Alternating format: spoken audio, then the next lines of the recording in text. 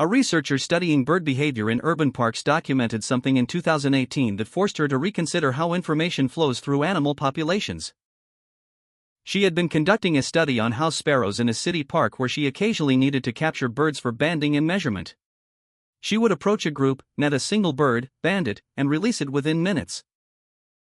After the first capture, the behavior of the entire sparrow population in that park changed measurably. Birds that had never been approached by the researcher would flee at greater distances. Birds that had shown no previous alarm response to human proximity began alarm calling at the sight of her. The change was immediate and population-wide. Not just the individual that had been captured. Not just birds that had witnessed the capture. Every sparrow in the park suddenly knew something had changed about the human in their territory. What puzzled the researcher was how they knew. The captured bird had been released in the same location. There had been no visible injury. There had been no distress calling during the capture itself.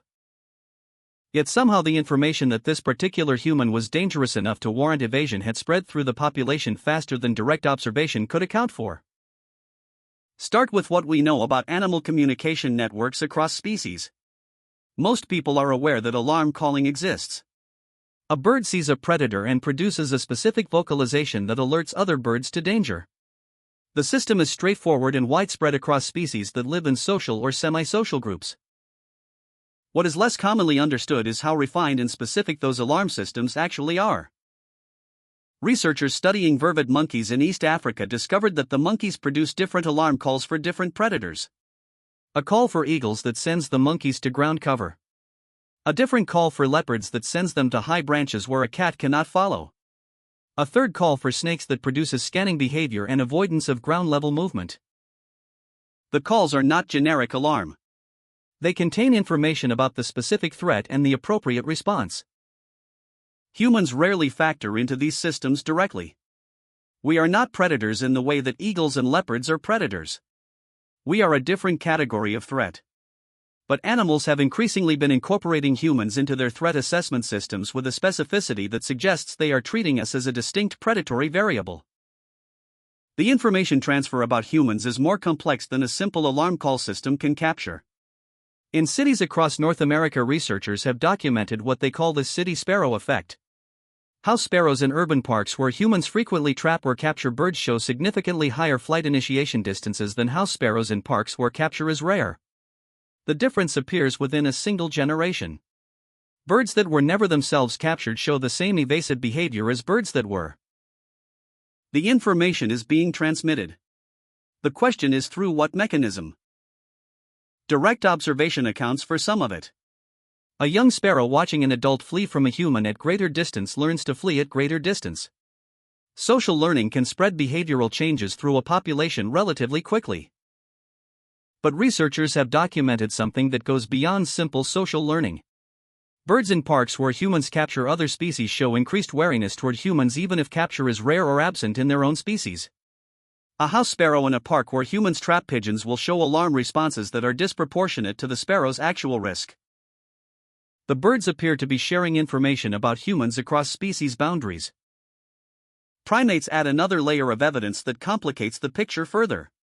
Wild chimpanzee populations that have experienced human hunting pressure display different behavior toward humans than chimpanzee populations that have had minimal contact with humans in a hunting context. The difference is not learned individually through direct experience with hunting. Young chimpanzees that have never encountered a hunter show the same wariness that older animals show. Researchers have documented what appears to be cultural transmission of information about dangerous humans. Knowledge that spreads through a population about which humans are safe and which are threats. Specific humans who are known as researchers are approached at different distances and with different alarm responses than humans who are known as hunters. The discrimination is too specific to be explained by individual learning or by innate wariness of humans as a category. The animals are distinguishing between humans. They are treating individual humans differently based on information about those humans that appears to come from somewhere other than the current animal's direct experience. There is evidence suggesting that this information transmission may work through multiple channels simultaneously. Vocalizations carry some of the information. A young gibbon hearing the specific alarm calls produced by its mother at the sight of a particular human learns to associate that human with threat. The call structure itself may carry information about the human's threat level. Chemical signals carry information. Many mammals have demonstrated the capacity to distinguish between individual humans by scent alone. The scent profile of a human who regularly traps animals might be distinguished from the scent profile of a human who does not. Behavioral observation carries information. An animal watching an adult flee from a human at extreme distance or move away from a human at high speed learns something about that human without direct contact. But the specificity with which animals distinguish between individual humans and communicate that information suggests something more sophisticated than any single channel can fully explain. The information appears to be integrated from multiple sources into a distributed knowledge system that the population shares. Which brings everything back to that house sparrow population in the city park that suddenly knew the researcher was dangerous. The researcher had never threatened any of them. She had never chased them. She had simply caught one bird, banded it, and released it. The physical harm was minimal. The distress was brief. Yet within hours of that single capture, the information had spread through a population of thousands of birds in a way that changed their baseline behavior toward humans. The captured bird could have communicated something through alarm calling. But the researcher documented no elevated vocalization during or immediately after the capture. The other birds could have observed the capture from a distance. But not all of them.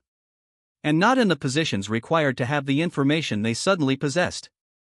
Something was moving through that population. Information about the researcher that had not been there before.